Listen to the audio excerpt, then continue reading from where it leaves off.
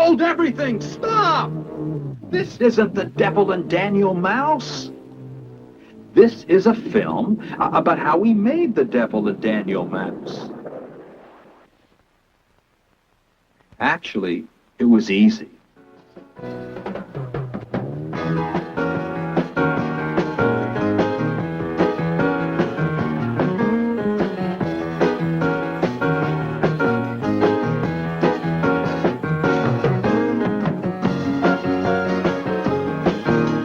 Well, maybe not so easy. In fact, making a half-hour animated cartoon is pretty complicated.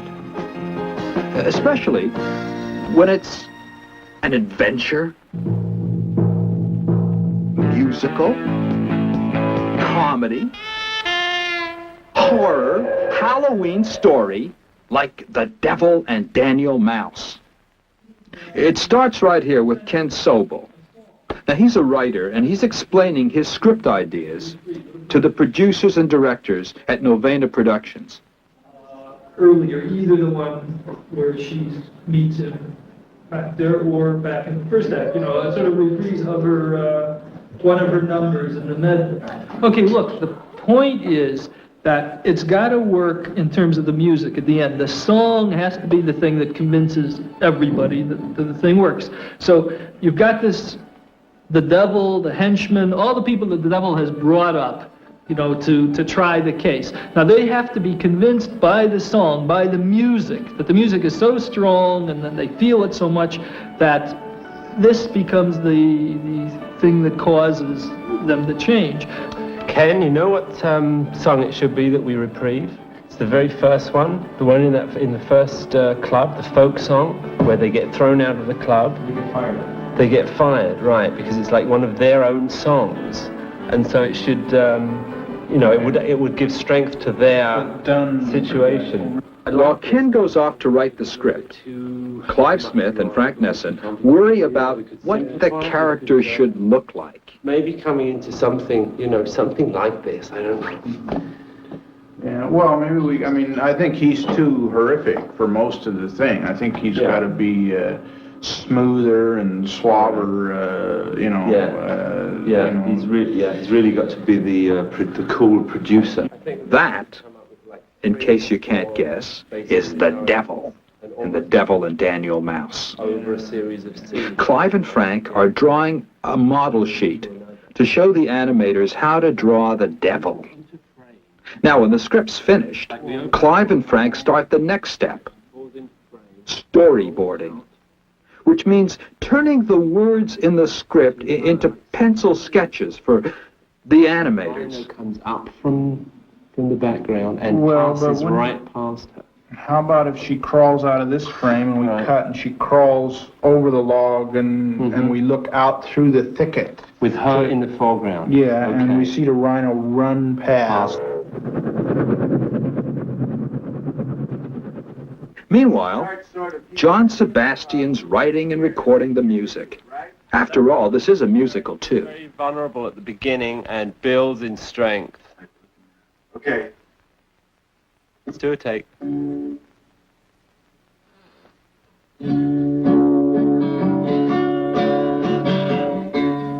Looking for something that there's no set way to find.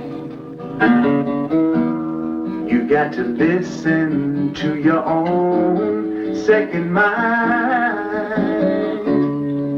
You were afraid you wouldn't be strong enough alone.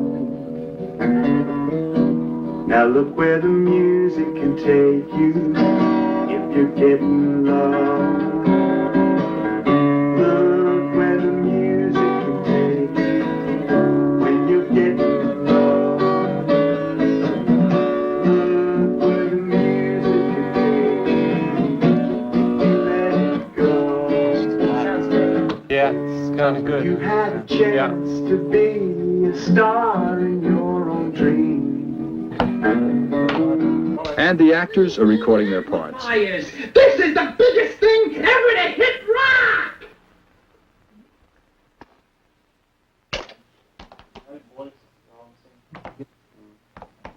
I hope practice makes perfect. I declare you free. I declare you free. I declare you free. I declare you free. I declare you free. I declare you.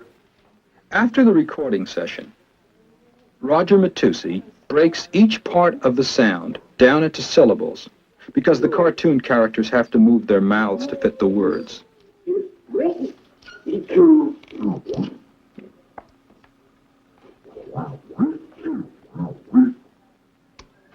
Roger writes down how many frames it takes each character to say each syllable on a sheet which the animators work with.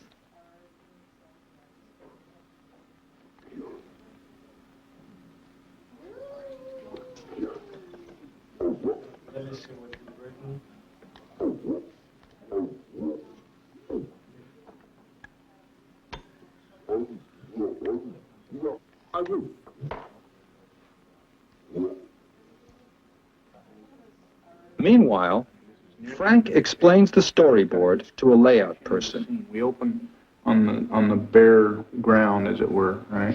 So when you do that layout, she's got to be just totally just flung to the ground, right? She's just wiped out.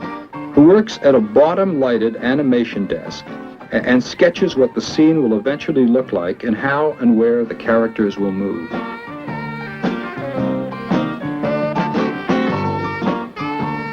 This is called a layout. But as you can see, there's still a long way to go before it's ready for you to see.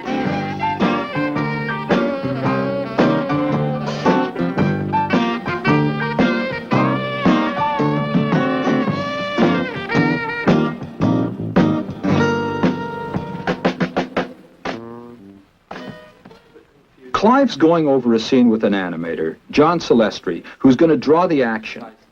Now, as the director, one of Clive's jobs is to help the animator interpret the action and act out the script. Down by the tree, and he's just very relaxed, and he should maybe bang his knee or something, Right. you know, like, no, he's not going to take Okay, what about this? Now, since the no is the big point of the scene, what Right. we should be doing is he's sitting down, Right, and he's okay. trying to comfort Jan. Right. Meanwhile, Jan's on the other side, and she's Right, kind of she's like, just a mess. she's She's looking like, around, okay, and mess. she's just covering up. He puts his hand to kind of just comfort her, and then all of a sudden he realizes he has to take charge, so he says, "No! He can't have you. I won't let him." Now, John's drawing what they just talked about.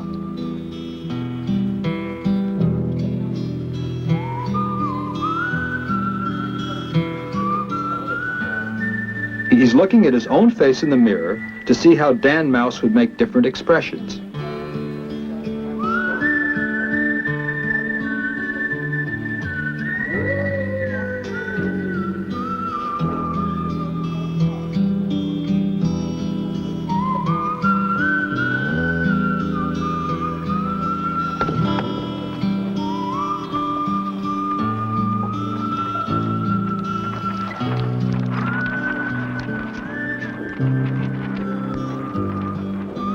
Looking at the animation in a rough form to see what else needs doing.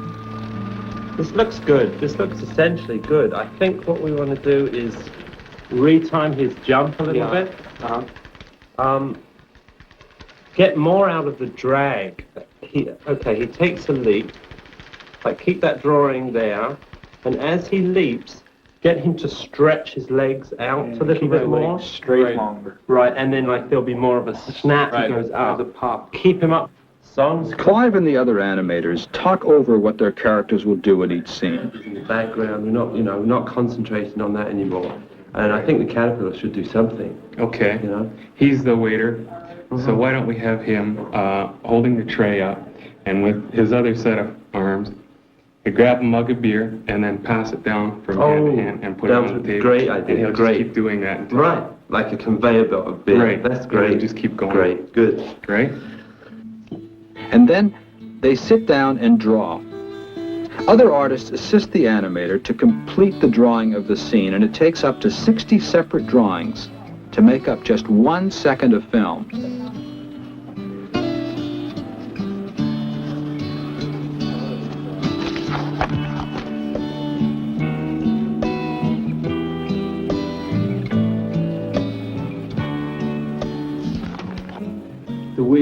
announcing himself as being the judge, very proud. Right.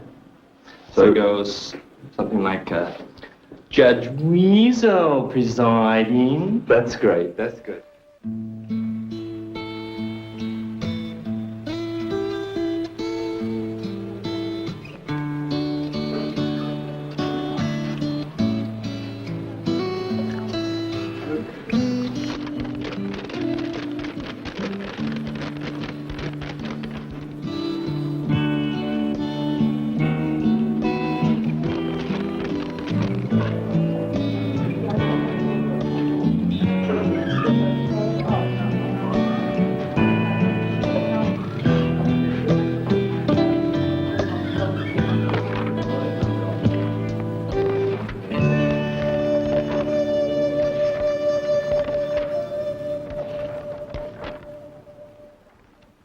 Judge Weasel presiding.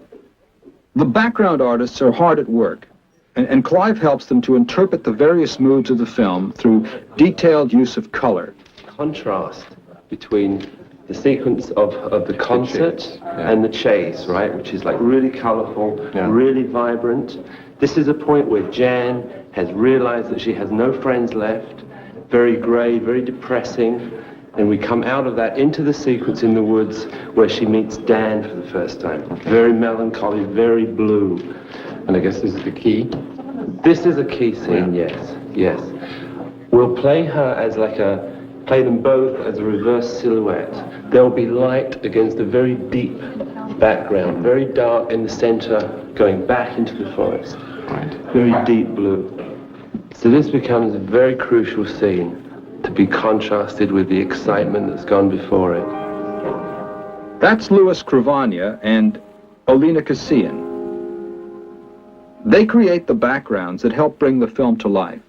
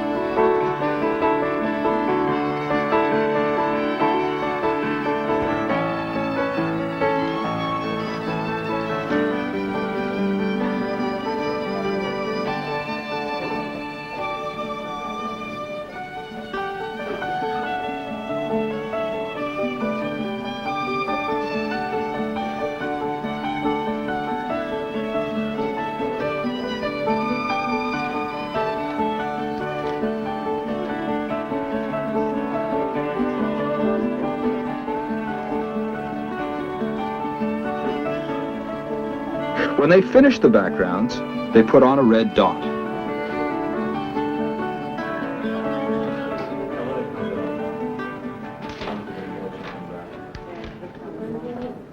Somebody has to keep track of all this, of course, and that's Norm Stangel's job. And it's really important to make sure everything's on time and in place.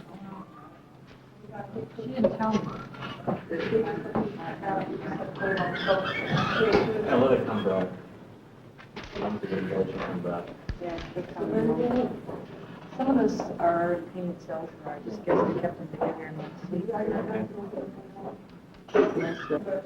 Now the animators have finished, and their drawings are copied onto cell paper, which are clear plastic sheets. which have to have color added to them. Or to put it simply, they have to be painted.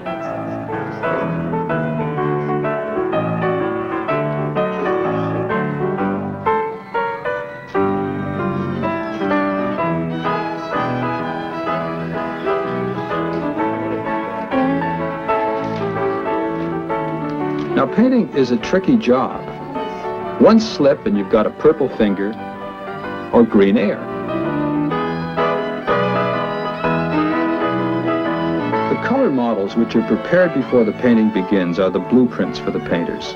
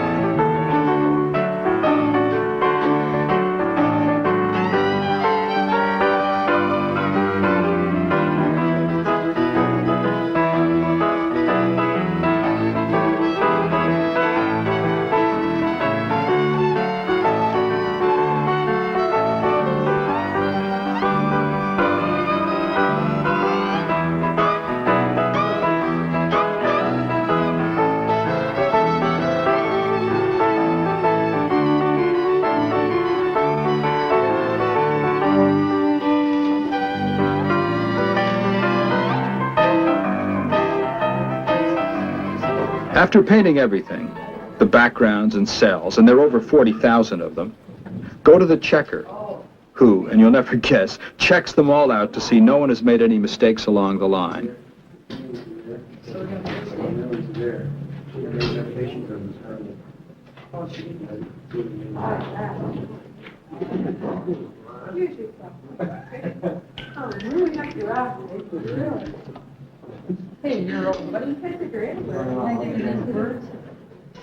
And to see if they fit properly together, because every scene has a lot of different cells. And now it's ready to be shot. By a camera, I mean. First, Dennis Brown, one of our camera persons, arranges the different layers of cells for today's shoot, puts the background on the camera bed, lowers the camera,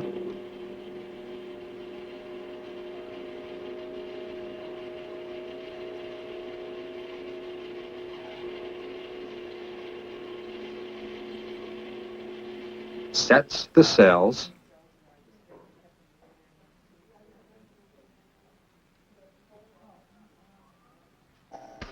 and then shoots a frame at a time.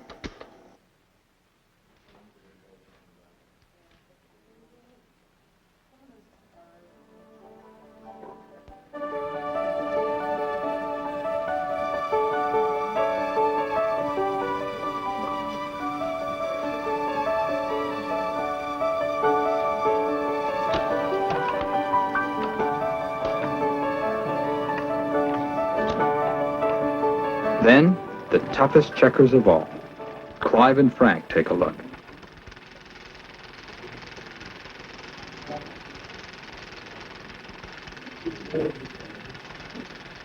That worked. Good. Yeah, that worked. That looks good. That works. He made it. Look at it again. Yeah, run it back.